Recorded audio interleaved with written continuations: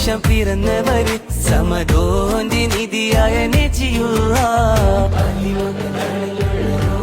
നല്ല പാട്ടാണല്ലേ, കേൾക്കുമ്പോൾ ഏതൊരാളും ഇഷ്ടപ്പെട്ടു പോകും. അള്ളാഹുവിൻ്റെ റസൂലിൻ്റെ മദ്ഹ് വെച്ചുള്ള ആ ഒരു ഗാനം മുസ്ലിങ്ങൾ വരെ ഒരുപാട് ഇഷ്ടപ്പെട്ടു പോകും. അത്രയും നല്ല ഭംഗിയായി എഴുതിയിട്ടുമുണ്ട്, അതിനെ പാടിയിട്ടുമുണ്ട്.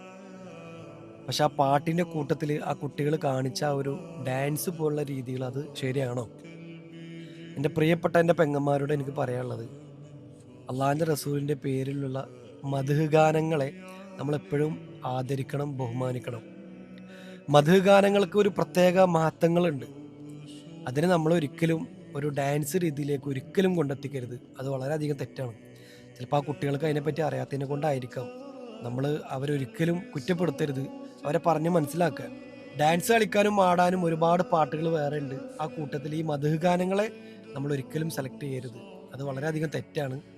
നിങ്ങളെ കുറ്റപ്പെടുത്തിയല്ല, അത് അങ്ങനെ ചെയ്യരുത്. നമ്മൾ അള്ളാഹിൻ്റെ റസൂലിനോട് കാണിക്കുന്നൊരു അനാദരവായിട്ട് മാറും.